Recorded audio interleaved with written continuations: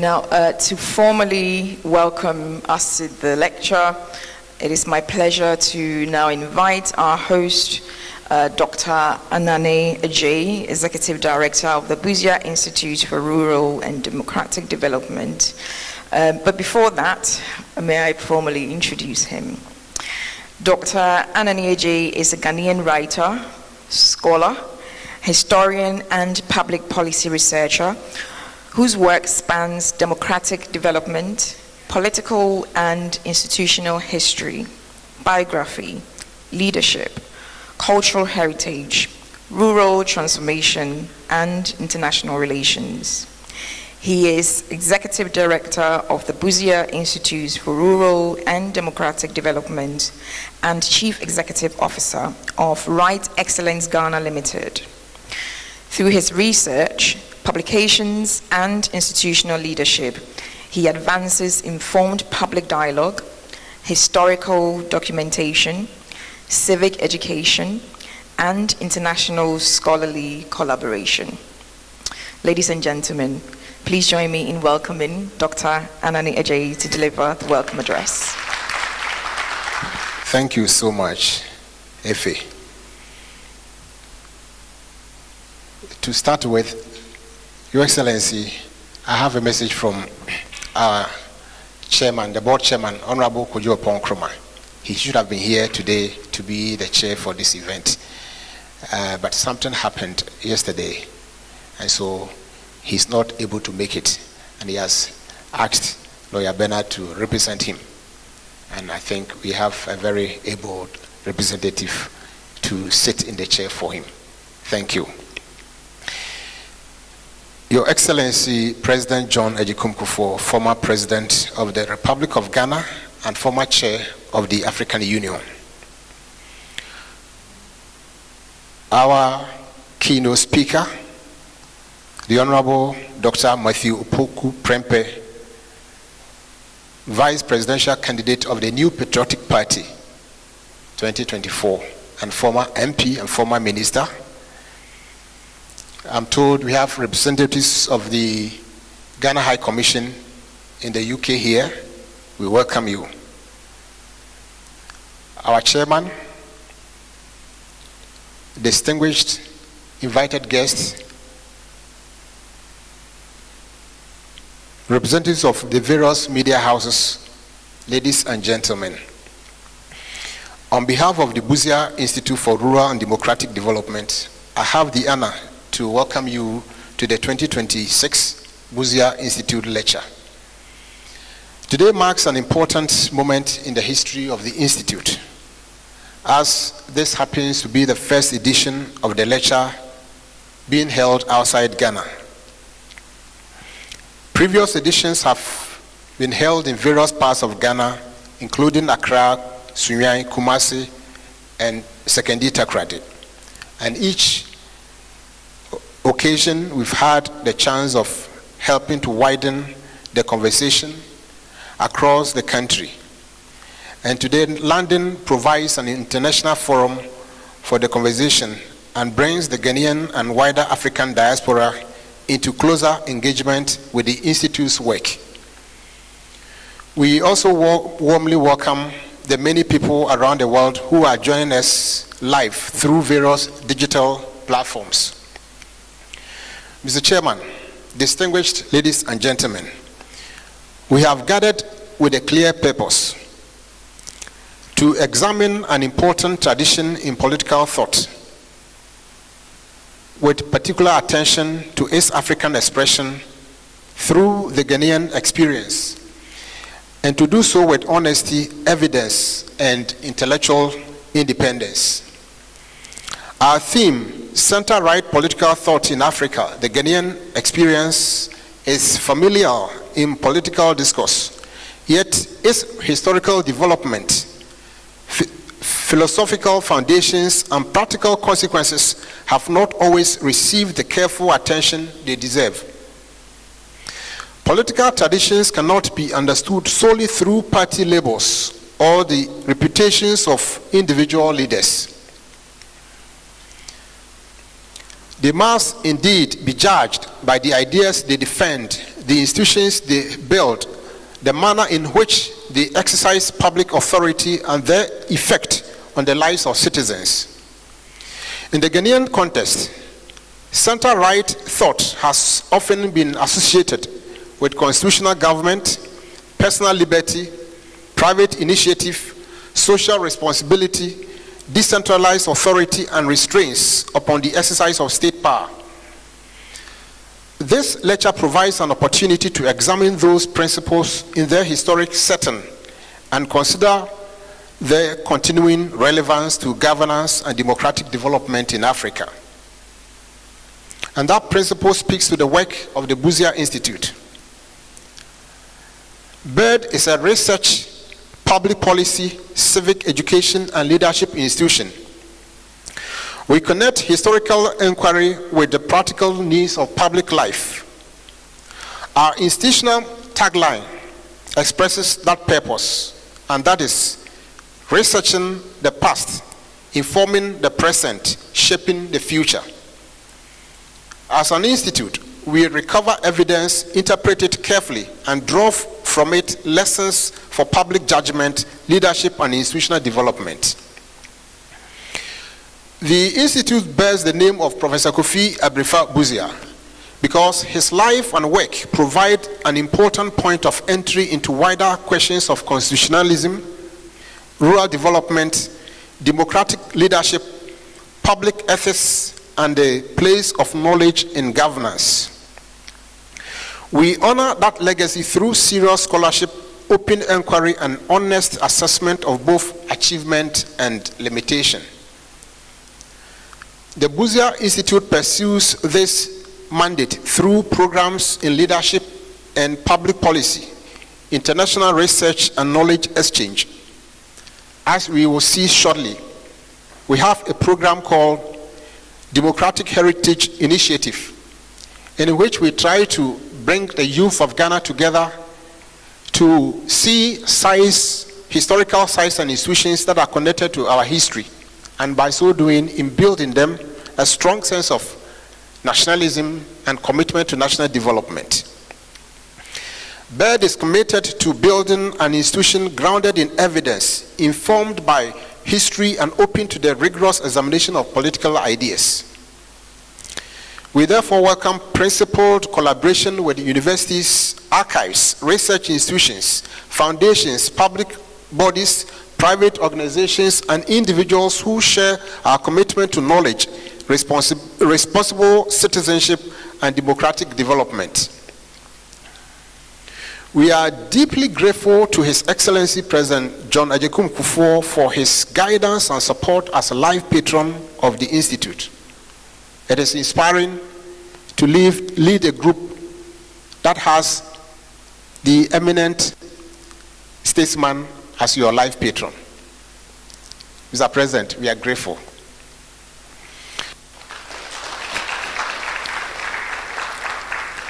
We also thank our board chairman, Honorable Kojo Oponkroma, for his leadership, and Honorable Dr. Matthew Opoku Prempe for accepting our invitation to deliver this year's keynote address.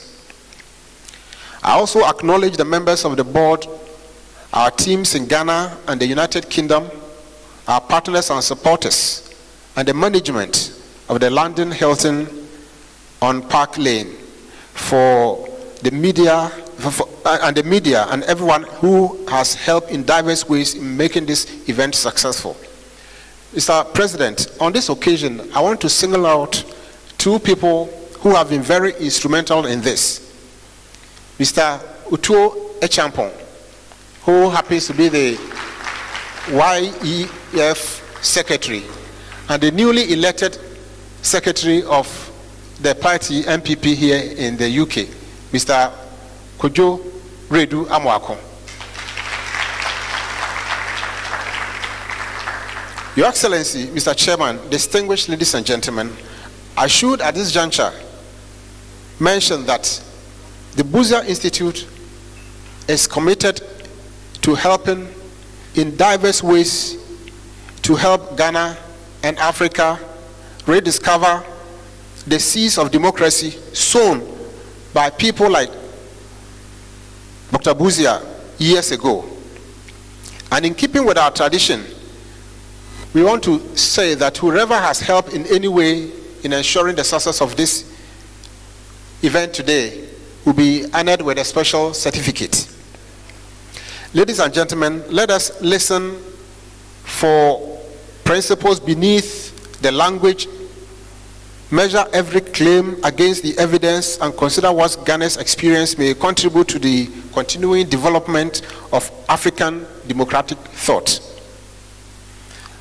At the end of the day, if this lecture deepens knowledge, sharpens public judgment, and makes political disagreement more honest and constructive, it will have served its purpose.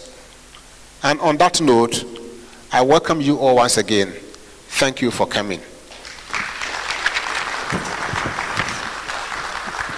Thank you, Executive Director. I think we can do much, much better.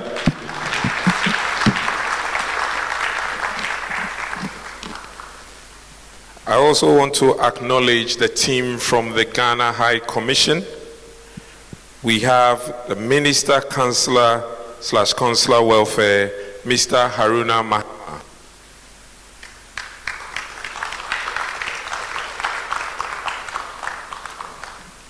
And also Mrs. Gertrude Jantua, if you are here, Mrs. Gertrude Jantua.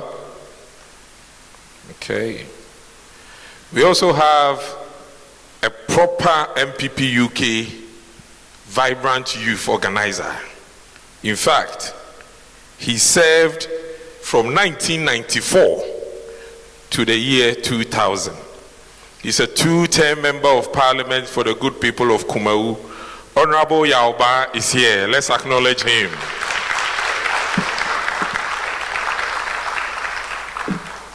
We will swiftly move on to take the chairman's remark.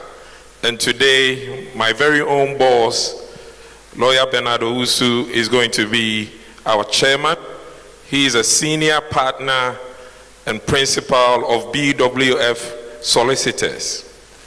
Bernard qualified initially as barrister at law in 1992 and continues to be a member of good standing of the Ghana Bar Association. He converted to be a solicitor of England and Wales in 1999. He has over 26 years of experience in England, having worked variously with advice centers and law firms since 1992. He's an active member of the Ghanaian community with regular appearances on the radio and in the community talking about the law in practice.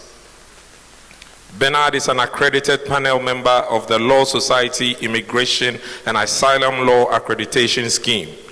The Immigration and Asylum Law Accreditation Schemes cover all types of immigration and asylum law work. Members will have shown to the satisfaction of the Law Society that they have and will maintain a high level of knowledge, skills, experience, and practice in the area of immigration and asylum law.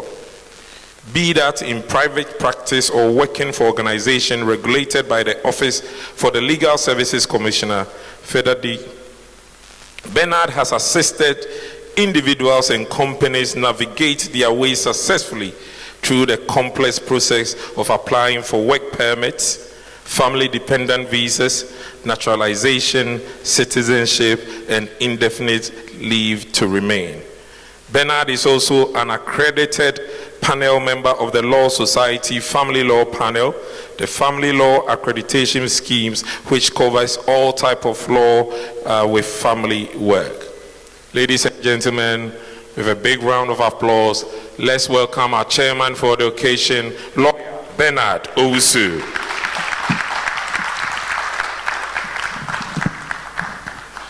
Thank you very much, Richard. Your Excellency, former President John Agyekum Kufuor, Honorable Dr. Matthew Opoku-Prempeh, representatives of the Ghana High Commission, distinguished ladies and gentlemen, good afternoon. It's my great pleasure on behalf of the Busia Institute and the YEF UK to welcome you all to this important lecture in honor of one of Ghana's most thoughtful and democratic leaders, Dr. Kofi Abrefa Busia. We are grateful that you've all taken time off work, some of you, church, some of you have traveled considerably far, others very close. But one thing that we have in common is that you all believe in the Ghana that we all want to see. In a statement that the ideas of Dr. Busia still matters, it is always important to have a gathering of this nature to impact, especially in the next generation, the very thoughts, ideas, and policies of our former Prime Minister, Dr. Abrefa Kofi Busia. And today's theme, center-right political thought in Africa, the Ghanaian experience, is timely. It invites us to think beyond party labels and ask what our political tradition really matters in today's practical world. It asks us whether the values we profess still speak to the problems of our people and the difficulties our country faces today. It asks whether freedom, enterprise, democracy, ethical leadership, rural development can still be organized into a serious program for national renewal. In my view, the real value of remembering Busia is not the theories and the philosophies. It is the ideals that still pertains today. Busia believed that development must begin with people. He believed that the state should not suffocate individual effort, but should create the conditions that allow citizens, families, farmers, traders, professionals, and businesses to flourish. He believed that rural Ghana mattered, not as an afterthought, but as a foundation of national development. Busia believed that politics must be conducted with conscience, civility, and respect for institutions. These are not old-fashioned ideas. They are relevant today, tomorrow, and in the future. Busia's thoughts and policies were to ask various questions. How do we create decent work for young people? How do we make agriculture profitable rather than merely sentimental? How do we stop exporting raw materials, natural resources, whilst importing finished products at a higher value? How do we protect our rivers, forests, and farmlands from destruction? How do we conduct politics without poisoning the national conversation? These are not questions for one party alone. They are national questions. And because they are national questions, they deserve thoughtful answers. Busia's legacy challenges us to think seriously about these answers. His emphasis on rural development speaks directly to today's problem of unequal opportunity between urban and rural Ghana. His belief in enterprise speaks to the need to help small businesses and young entrepreneurs grow. His concern for ethical leadership speaks to the urgent need for integrity in public life. His belief in dialogue reminds us that democracy is not strengthened by shouting the loudest, but by listening, persuading, and building consensus. As someone who has thought deep and wide about the situation we find ourselves in as a country, there are many important questions that I've asked myself, especially since December 2024. And these questions are even more relevant when you look at the works of our former Prime Minister, Dr. Busia. Nations survive not because their leaders are perfect, but because their institutions are strong, enough to restrain excesses, protect rights, freedom, and serve the public interest. Busia understood that. He also knew that democracy was not the only thing that develops country. The soft skills that each person needs to develop themselves. He also said that democracy is not only about elections, but also about values, about habits, discipline, and respect for the rule of law. The lessons that he gave us remains even more relevant in our present-day Ghana. We must therefore use today's lecture not to look back, but to look forward. What does a Busia-inspired approach to development will look like in today's currency of artificial intelligence, digital finance, climate change, youth unemployment, and global competition? What does rural development mean when young people want opportunity, dignity, and modern tools? What does freedom mean when citizens feel afraid to speak honestly? I'm particularly pleased that we are having this discussion here in London, because most of you will know Dr. Busia was taught at University of Oxford, and he was also a lecturer at University of Oxford, and unfortunately he also passed away in England.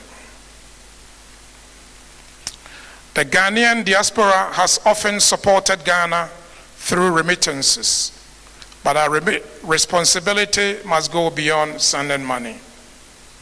Today, we've got the opportunity to contribute towards this conversation and dialogue, but I will urge each and every one of us here that we must contribute ideas, expertise, we must provide networks, we must contribute investment, technology, and honest reflection. We must remain connected to Ghana, not only emotionally, but intellectually and practically. This is why this event is very significant. They remind us that political traditions are not preserved by nostalgia. They are preserved by renewal. A tradition that cannot answer today's question will not inspire tomorrow's generation. If we want young people to believe in the Dankwa Busia Dombo tradition, we must show them that it has practical answers to the problems that are around today. Ladies and gentlemen, I do not wish to take much of your time. My role here is to replace my friend, Honorable Opow Nkrumah. Although I'm setting the tone, I know that we've got a more capable person, our own former vice presidential candidate, Dr. Martin Opoku. Let me therefore, on this note, on behalf of the chairman, also welcome you once again to this Busia Institute Lecture. May today's proceedings be conducted in the spirit that Busia himself would have valued: seriousness of thought, respect for different views, commitment to Ghana and a shared desire to leave our country better than we found it. May I, on this note, congratulate Dr. Anane and the Institute for organizing this important event. I also thank our distinguished Excellency, former President. May I also thank the wife of our former Vice Presidential candidate. And may today's lecture not only remind us of Busia's legacy, but challenge us to apply his principles to the Ghana of today and tomorrow. On this note, it will be remiss of me not to acknowledge all those people who have trooped from church. We are very grateful for your presence, and we hope that we'll leave here enriched with new, vibrant ideas for the today and the tomorrow Ghana that we so desire. Thank you very much.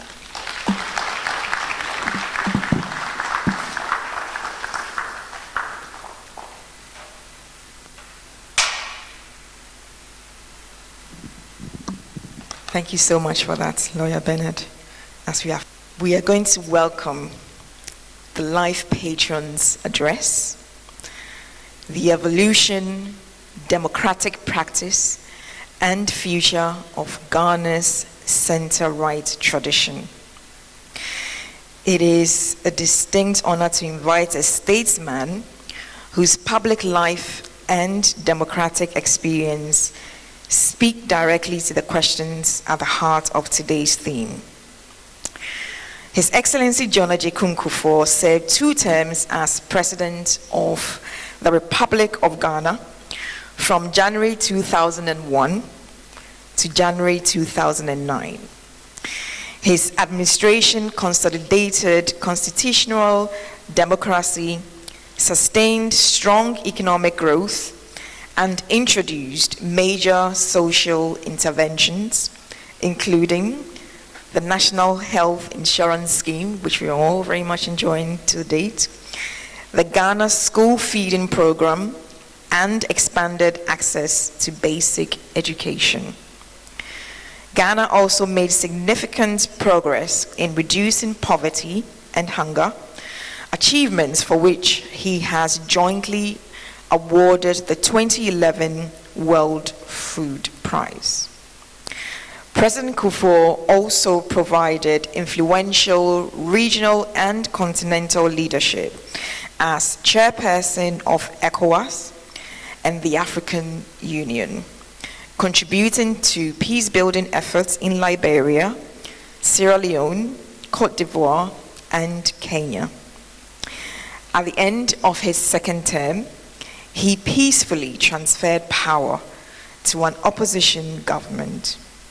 As life patron of the Busia Institute, he brings extensive experience in democratic governance, statesmanship, regional diplomacy, and national development. Ladies and gentlemen, please join me in welcoming His Excellency John Agyekum Kufuor to deliver the Life Patrons Address.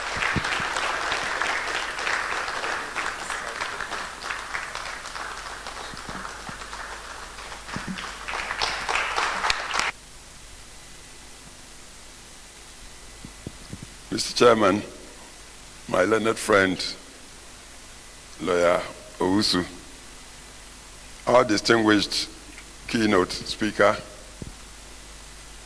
Honorable Dr. Matthew Opoku Prempeh, my grand-nephew, Dr. Anane Adjeyi, Executive Director of the Busia Institute, distinguished ladies and gentlemen,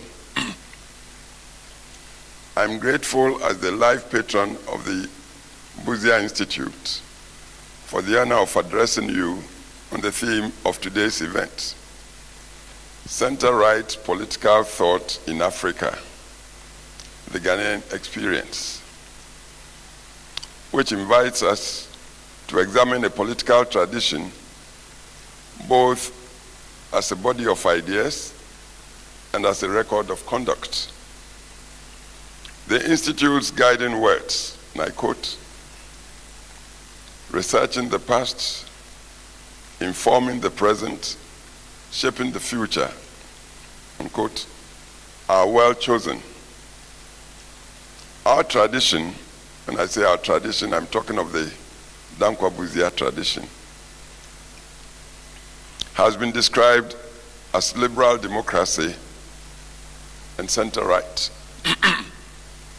And most of those who launched it tried to live it. Their thought and political advocacy reveals a settled outlook,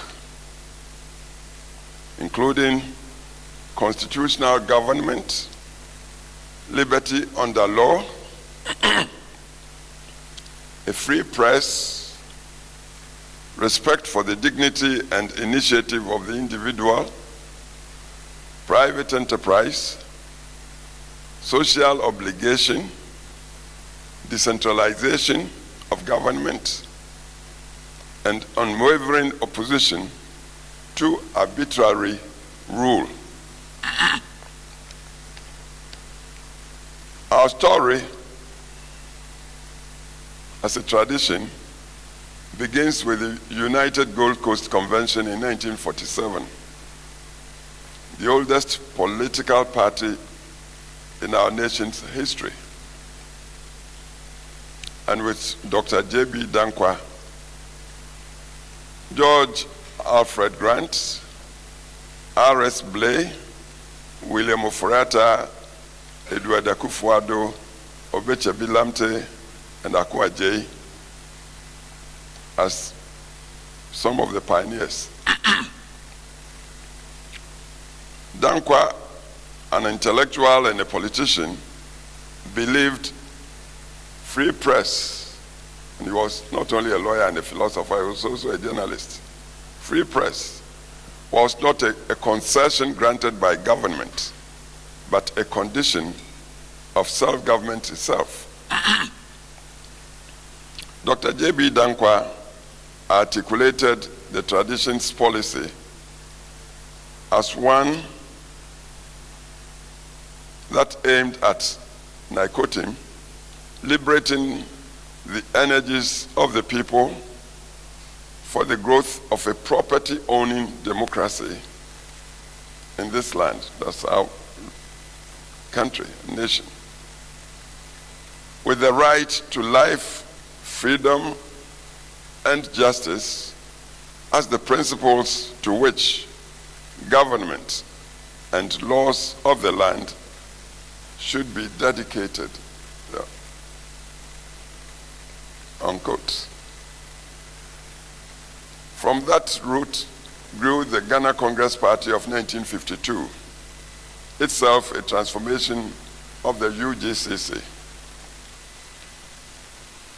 When the Avoidance of Discrimination Act of 1957 outlawed parties organized on ethnic, regional, or religious lines, 6 movements, including the National Liberation Movement, which was largely based in Kumasi or Asante, the Northern People's Party, which was a party that was formed in the northern territories of those times, northern regions. The Togoland Congress, the Muslim Association Party, the Anglo Youth Association, and the Gashivo Mukpe in Accra came together as the United Party, inaugurated at Bukom Square, Jamestown, Accra, on 3rd November 1957, with Professor Busia presiding and Mr. Ashi Nikwe in the chair. The new party upheld the tenets of the Dankwa, the tenets as Dankwa had proclaimed for UGCC.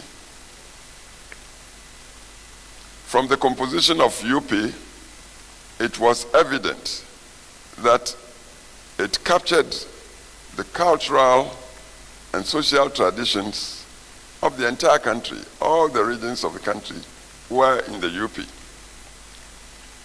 The enduring principles espoused by the forefathers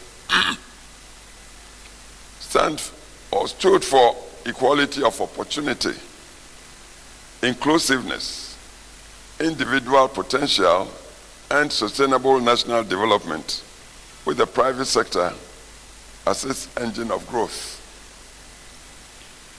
These principles are timeless and do not permit personality cults. On our side of the political divide, there's no room for personality cults. We have big names, all right, but we subscribe to the principles, not to the persons that lead us from time to time. Interestingly, this tradition that spawned the property-owning democracy advocated by J.B. Dankwa was the same that espoused social interventions that underpin equality of opportunity and the democratic welfare society espoused by Professor Kofi Busia. Professor Busia, a royal of Wenchi, a sociologist, as we've heard from the chairman, trained at Oxford University here in Britain, and one of the first two Gold Coasters appointed in those times, 1940s, as district commissioner. His first posting was to rural Enche in what is Western Region today, Enche in Western Region, in the 1940s. He was also a public servant who treated political authority as a trust. You take a political position, you must know you are a trustee for the people you purport to lead.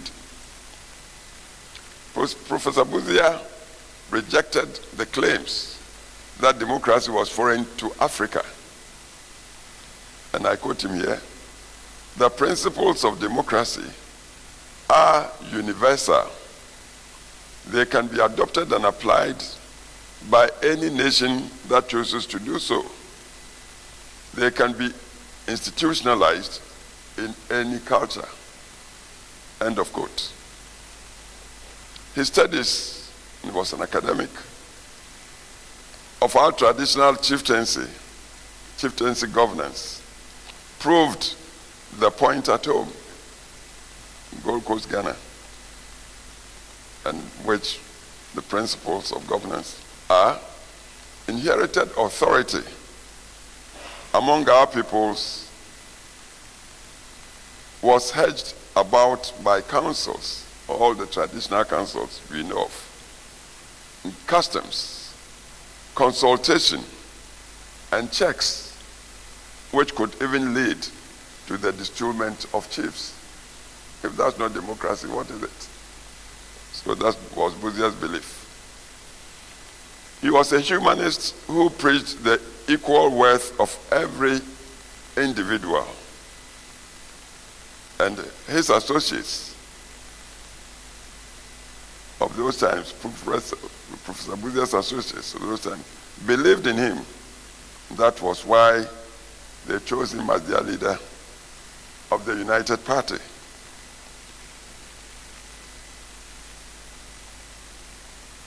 And as I've said earlier, the membership of the United Party included people from all over Ghana, from the north, from what is Volta region today, from Accra or the Ga area, and from the Akan area alike. Unfortunately, soon after independence, and incidentally, he seconded the motion for independence, I think in 1956. Late President Nkrumah moved the motion, and it was Professor Busia who seconded it, proving he was a nationalist. Busia was a nationalist. Unfortunately, soon after independence, he was driven into exile, where he remained till after 1966.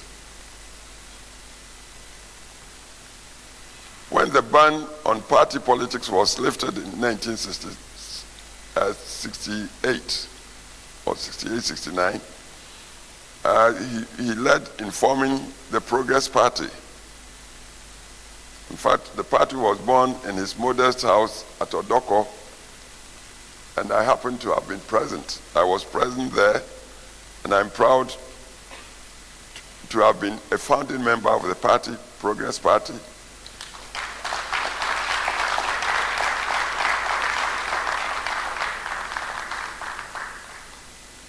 Which won the ensuing general election in August 1969. And I happened to have been a candidate who won his seat for Achumango Bieja to the then parliament.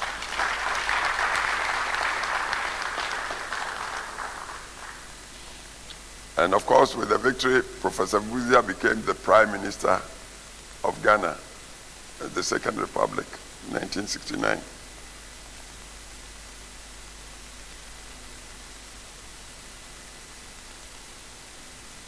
The Progress Party won the 69 election with 105 seats of the 140 seats of the then parliament. As Prime Minister, Professor Busia created the Ministry for Rural Development and appointed lawyer A.A. Monufie as minister, and coupled it with the appointment of Dr. Kwame Safuadu as Minister for Agriculture. We had the chairman for the occasion today about what Busia wanted to use the ministry, the two ministries for. In fact, he said the wealth of our nation, Gold Coast, Ghana, was created from the rural parts mainly.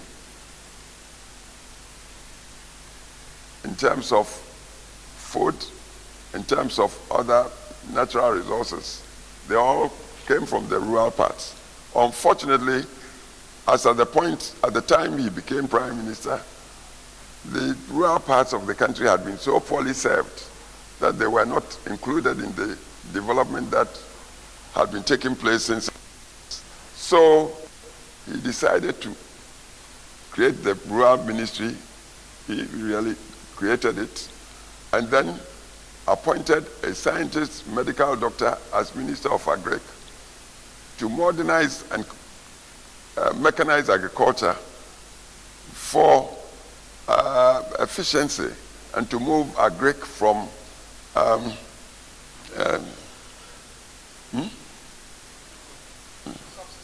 subsistence to commercial, to use sorry, forgive me, I'm an old man, so I tend to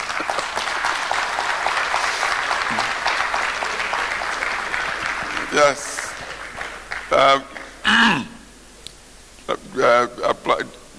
Use Dr. Kwame Safuadu to use his scientific approach to managing agriculture.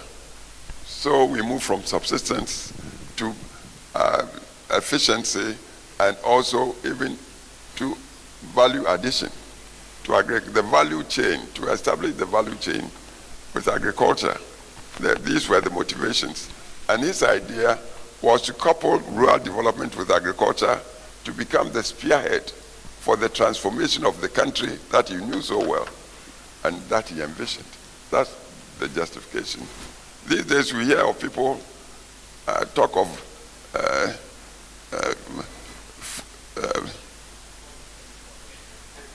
forget about that. The campaign they used when Busia was removed. Operation Feed Yourself. If you haven't produced the food, how do you feed yourself?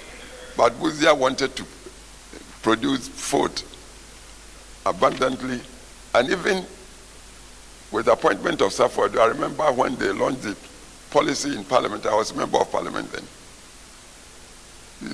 It was said that with the policy as launched and with the opening up of the rural areas, Ghana would become self-sufficient in production of cereals to be able to even export. And it happened within 2 years. Ghana was exporting rice to Burkina Faso and other places under the ministership of the Kwame Safuedu.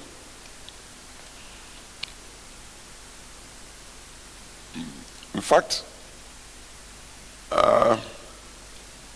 yes, self-sufficiency. And with the Rural Development Ministry too, we saw the proliferations of health centers all over the country. Within just 2 years, health centers and hospitals began to shoot up in every region across the country. And notable mentions should be made of Agroesum, a place like Yeji, Chirensua. If you go to the north, place near Bolga, you go there now, you see the remains of the health center that Busia developed all over the country. All within 2 years, he did all those things. And with Mankransu Kukum, thank you for reminding me, because I was for that area then. Thank you. We built the health center there. Now I believe it's become a hospital. And doctors were posted to rural districts for the first time. The National Service Corps to the youth of Ghana sent young people out all over the country to help build roads, feeder roads, markets, and water systems. The Agricultural Development Bank was used to lend to smallholders, because till that time, farmers did not have access to credit. The banks wouldn't look at farmers to give credit to, loans to.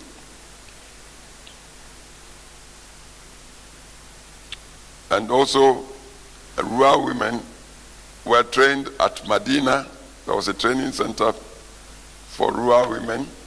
Then a Dunase Rehabilitation Center gave vocational skills to persons with disabilities. The Opportunities Industrialization Center opened at Osu in Accra as the forerunner of our technical and vocational training, which these days is styled TVET. And indeed, the good professor sent me to represent of OIC at Osu that time, 1971. The Local Government Act of 1971 launched the idea of decentralization of government to enable the people all over the country to participate in government, to hold the managers of local government councils accountable to them.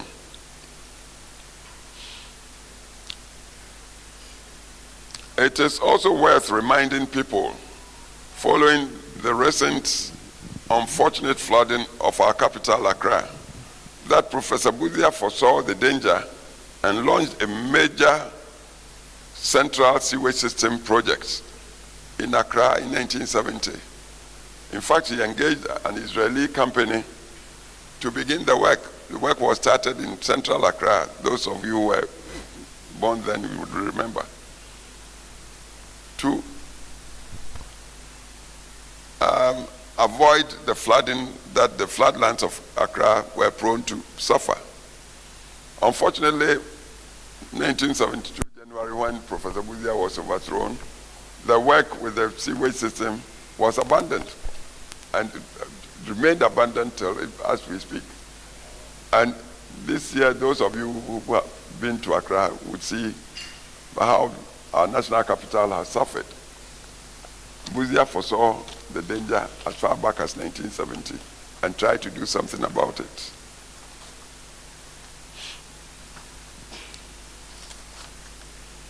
He was equally willing to pay the price of unpopular but necessary policies.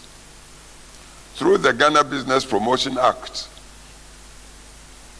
he moved to place the commanding parts of the economy in the hands of Ghanaians themselves, Ghanaian citizens.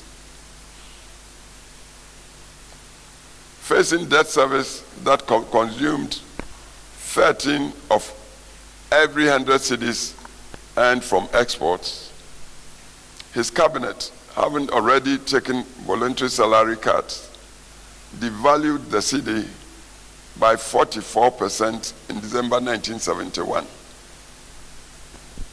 This was seized upon by his adversaries to turn him out. In fact, they staged a coup against him 13 January 1972. He'd been in power for only 27 months, 2 years, 3 months. But they staged a coup to remove him, accusing him of callousness, not feeling for the people.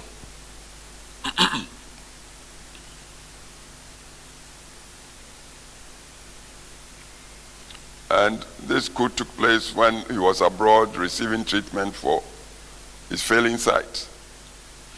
As his colleague and Minister for Education then, Mr. William Ofrata, put it, Kofi Busia knew that decision would cost him and his party, but nevertheless chose to move ahead with it because he believed that was the way to help restore the nation, salvage the nation from the socio-economic stagnation that the country found itself in. And here I want to say plainly that Professor Busia has been treated unfairly in the political history of our country. His most criticized decisions were all taken in the determined effort to get the young nation Ghana back on its feet, to move from a state of shambles to one owned and driven by citizens.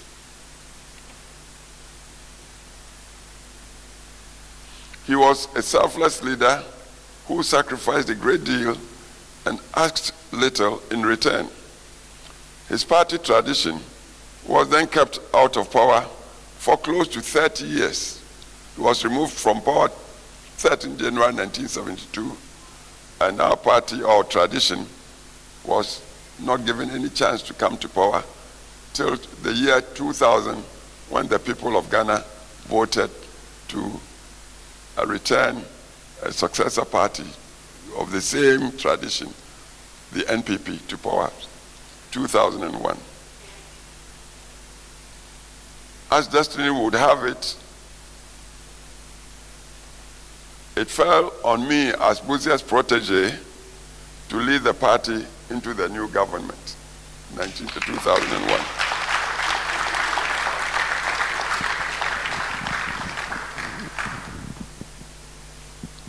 Distinguished ladies and gentlemen, my debt to him, to Professor Busia, is not just in politics. I take it as very personal. He was my chief mentor. Indeed, in 1960, as a young man, age 21, I was doing my finals at the bar here, Lincoln Inn, writing to become a barrister. Busia was in exile in Holland. He visited London then, and we were fortunate he visited me and my sisters in north of London. And when he came, he asked me what I was doing. I told him I was writing for the finals of the bar. He looked at me and said, "And what do you do with that? After you, suppose you pass, what do you do?" Because I was only 21 then. And I said, "Oh, I'm going to Oxford." So Oxford University? He said, "Yes." I said, "Which college?" He said, "Oxford is Oxford, any of the colleges." But then, those who saw him would tell you, he giggled a bit and said, "All right, look, my moral tutor, and at Oxford then, I don't know of now, all the students, each student had a moral tutor to guide him with studies." Busia said, "My moral tutor is still there at Oxford, Professor K.C. Ware. He's now the rector of Exeter College, Oxford." Immediately he said that. I jumped at it and said, "If your moral tutor is still there, then I want to study under him." And with just that, this good man became my referee to go to Oxford. So 61, fortunately I passed the bar test. I passed the bar exams, and Oxford admitted me to Exeter College, where I continued with my studies. So, as I say, I'm indebted to him. He's my chief mentor, and I'm truly a protege of his.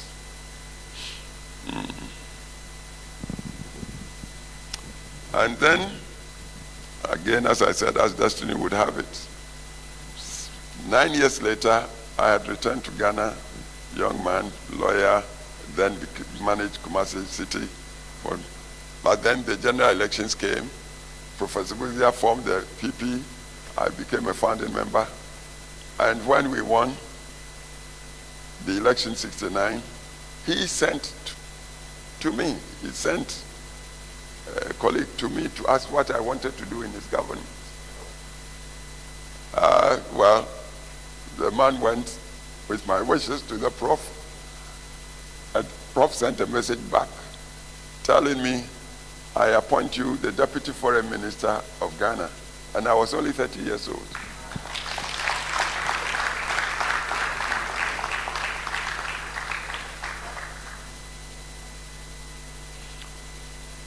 But within the 2 years, 3 months we were in power, the good professor, who was also an exceptional teacher, in a way guided me, exposed me internationally, sometimes giving me opportunity to lead Ghana's delegation to the United Nations, then, which enabled me to cast Ghana's vote during the big debate, the biggest debate of those times, on seating Communist China in the United Nations. Till then, Communist China was not admitted to the United Nations. But we was admitted 71, both as member of the General Assembly and also onto the Security Council seat. And I'm privileged and proud to say that I cast Ghana's vote for China then, and it was Busia's doing. At the same time, it made me lead Ghana's delegation to the first time the non-aligned movements met on the continent of Africa, and it was in Lusaka, Zambia. Busia said Kufuor should take the team there. There were more senior ministers, but the good Prof sent me to lead Ghana delegation to that. And it was there too that I met political giants on the continent. The Kaundas, the Nyereres and all, they were all there. And then people like Lee Kuan Yew, who attended. Haile Selassie, in fact, I was seated between Haile Selassie one side and Madam Indira Gandhi of India. And I was then only 32 years, Professor Busia. I'm having to tell you all this to tell you, with him as the teacher, he saw the person and the potential of the person and didn't suffer from prejudices about age differentials and generations. No. If he saw you had the potential, he moved you. And that's what he did for me. And I'm happy to be attesting to what he did on this occasion. Now I want you, ladies and gentlemen, to consider. Busia had only 27 months in government, 2 years, 3 months. And just let us all look the sort of things he did within those 27 months. He launched the rural development policy with which he designed to open up the country. He also led in afforestation. These days people fell thick trees all over, not knowing that it was Busia who launched the thing on a large scale in the Volta region. Those who know the country well, you go to Raura area, you see the forest there, thick forest, Busia did it. You go around Techiman, a place called Ayigbe. Busia had a hand there, planted forests all over the place. And then too, he launched the modernized and mechanized agriculture, as I've said earlier. The sewage system in Accra, it launched same 27 months. And small loan scheme for market women. Loan scheme for market women who didn't have access to the established banks. And then also to farmers. And he did many more projects, too numerous for us to tell here, all within the 27 months of government. So I would say, give a leader or a president a decade, let the leader fulfill his constitutional tenure, and then judge him. You may judge him fairly when you've given him full opportunity to govern the period the Constitution allowed. But when the man is allowed only 27 months out of the 4 or 5 years that Constitution allowed, and he managed to do so much, and if we are going to be fair, and this is why I say he hasn't been treated fairly in our political history, wouldn't you agree that within the 27 months that he had opportunity, his achievements should be adjudged as astonishing for Ghana? Suppose we had allowed him the full term. Have we imagined what we would have done for our nation? The vision with which he governed, but the man was denied. And to this day, when people are talking of Ghana's political history, they hardly mention him. People would compare the guy who usurped power, state coup against him, compare him with Busia, and make it seem Busia didn't do anything. It pains so much. So I'm having to say that our people haven't treated the old professor too well. We haven't given him.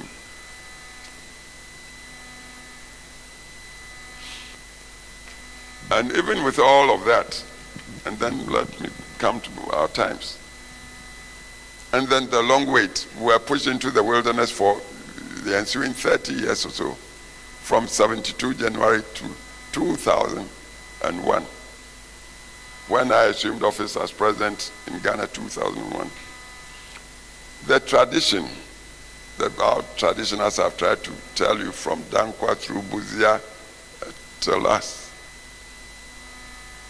we regained power after 30 long years. And I would admit openly to all that we sought to apply the legacy Busia left, the legacy of 27 months of government, influenced the government I led. And within the 2 terms that the Constitution allowed that I led, I want to tell you of what Busia's legacy came to mean for Ghana. Our government repealed the criminal libel laws. As I said earlier, Dr. Dankwa said, press freedom was not given by government, shouldn't be given by, press freedom was part of the good governance that should be, and it's constitutional. And my government repealed the criminal libel law that zipped the media. And we also governed the 2 terms without tramping on the freedoms of the people, as had been the case long before us. Ghana took the HIPIC initiative within the first few months of 2001 to salvage the economy that was in shambles. The economy was overladen with debt. And like Busia tried to do the devaluation to salvage Ghana's economy, we took the step of HIPIC, which wasn't popular, but we took it believing that it was the way to go. And thankfully, within the completion point of HIPIC by 2004, Ghana came to be forgiven a debt overhang of about 8 billion, not million, 8 billion United States dollars. The debts were cancelled to free Ghana. of this indebtedness. And that was what Busia tried to do 72 with his devaluation that cost us the government and overthrow of government. Again, the National Health Insurance, as we all know, Act was passed to enable the Moborowa people, as Ghanaians say, to have access to healthcare. Before us, healthcare was given to only those who could afford. And people cynically dubbed the health system as cash and carry, meaning if you didn't have money and you fell ill, then the cemetery would be your way. You have to go to cemetery. And then my government launched free compulsory universal basic education for all children. And we launched it from kindergarten, age 4, through junior high school. And it's the precursor of what, I'm happy Dr. Prempa is here, the guy who led in the launch of free SHS, free senior high school for all the children of Ghana through the second cycle education. Busia tried it. It came to my time to do the basic, the compulsory, free compulsory, universal basic education for all children of Ghana from age 4 to age 14 or 15. And to be continued by Dr. Prempe here, who now free HSS. Everybody is enjoying it in Ghana. And then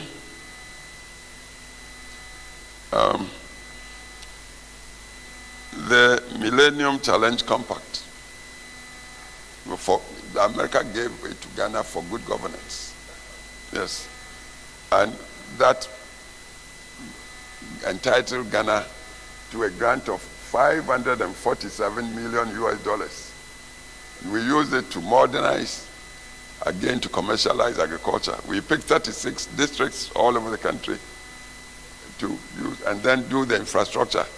When you come to Accra, you see George Bush Highway, the biggest street in the whole of Accra and perhaps Ghana. It was from this free money.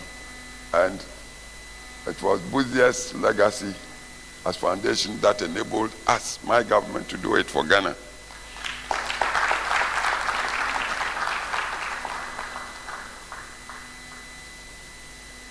Then, in January 2009, we had discovered oil commercially. First time, Ghana had been searching for oil since 1896 without success.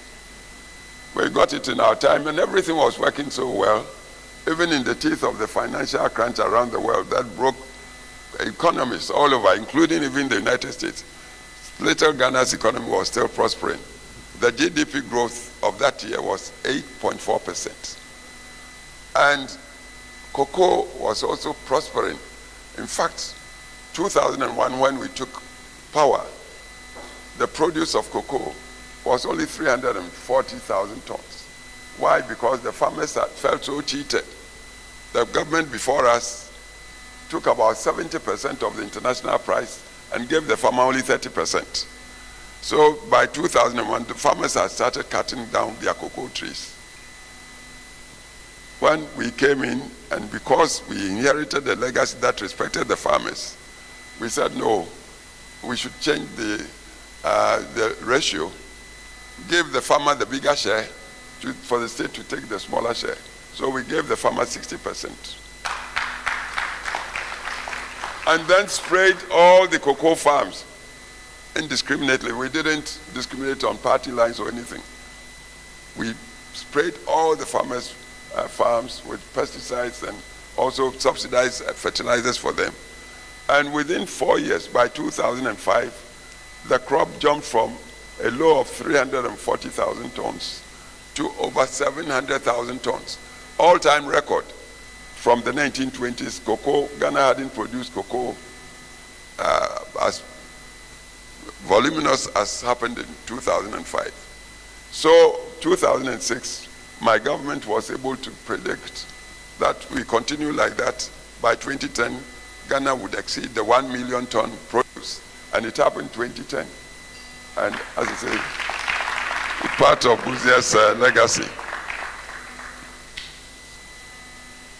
So, ladies and gentlemen, the future of this, our tradition, I describe as humanist. The future of this humanist tradition must not rest solely on honored names. Yes, we are praising Dr. Busia today, but I tell you, we mustn't make a cult of Busia's name. No, it's the enduring principles we must subscribe to and must uphold. The tradition must be sustained on by its inherent and ageless principles and values. A tradition that speaks of liberty must permit dissent within its own ranks, treat public office as a temporary trust. When you are elected today, no, you are there as a trustee on the wishes of the people who put you there. You don't take it like you are born with it, and so you won't suffer criticism or anything. No, you are there because of the say-so of the people. Respect the people. That's our tradition. So take liberty within our ranks. Let's remain democratic. Treat public office as temporary trusts and defend the institutions of governance, like parliament, like the judiciary, like the press. The Constitution of Ghana today includes press as the fourth estate. Let's press freedom, let's uphold it. And all other constitutional bodies are safeguards of the Republic. It must also speak to the young, our young people, and the young are in majority now. The population of Ghana today has about 60% youth. 60% are under the age of 35, meaning most of Ghanaians are young people. So what we're trying to do today is for the youth. You are the future. And so whoever is leading must respect the youth. Now, I was 30 when Busia gave me the chance. So I support a government that will give the youth the chance. If Busia had looked at his generation, I wouldn't have come anywhere near becoming Deputy Minister of Foreign Affairs at the age of 30, Member of Parliament. So we must address the youth. I must also speak for education, because it's the key that really opens the gates to everything in the world. And it's through education too that we can help develop the character and the principle of equality of opportunity for all. We support enterprise, because without enterprise, it shouldn't be state captured. The government is not there to do business, to trade or to manufacture anything. Government is to set the framework of regulations, and the regulations must be enlightened. It shouldn't include things like overtaxation that will really stifle the people with initiative and talent to create. No. So all these are within our tradition. And then our tradition should mentor the youth. I've talked of the youth. Those of us mature enough have seen a bit of life. We should assume it as our responsibility to extend the insights that we've gotten to the youth, to guide them, to mature them, to take over when we step off the stage.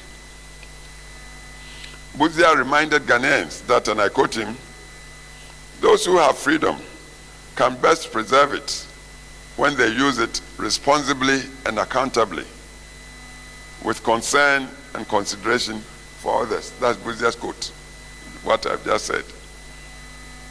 Let me repeat. Those who have freedom can best preserve it when they use it responsibly and accountably, with concern and consideration for others. End of quote. And he left us a charge of enduring simplicity. He was so simple, didn't show off, even though we had it all. Oxford professor, like we heard from the chairman, taught not only at Oxford. Leyland, he was professor at, even in Mexico, he was professor. Professor everywhere. The first Ghanaian professor at Legon. Established the sociology chair at Legon. But this man didn't throw his weight around. He became prime minister. He didn't throw his weight around. He was a royal of Wenchi, could have been the paramount chief of Wenchi. But he was always the modest, moderate professor who listened quietly, spoke softly, and showed human feeling. He always said man was universal. So to him, it didn't matter whether you are Christian or Muslim or a non-practicing anything. Once you are a human being, he said you were entitled to dignity and respect, unless you destroyed yourself by going against the generally accepted rules of social life. So that was Busia for us.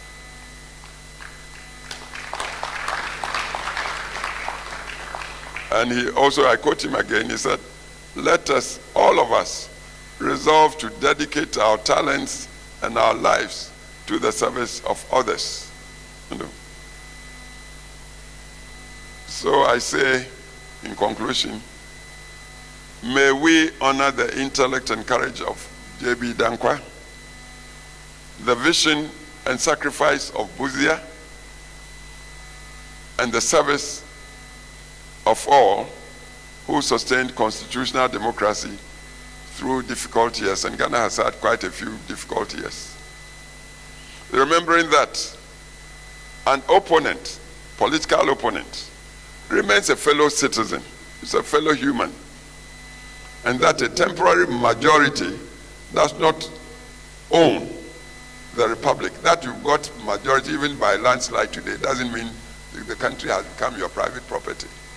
Country remains for all of us. Even if the opposition is one man, it still remains a stakeholder in Ghana. And this is what all of us should work for. And in all of this, the governing principle which Busia upheld, and as I say, I'm a protege of his, is the same. He always maintained the centrality of our common humanity, the universality of mankind. That's Busia's thing, and this is what I uphold. And so, Mr. Chairman, the good director of Busia Institute, I thank you for inviting me to come to witness to my patron, my professor, and my mentor. Thank you very much for listening to me.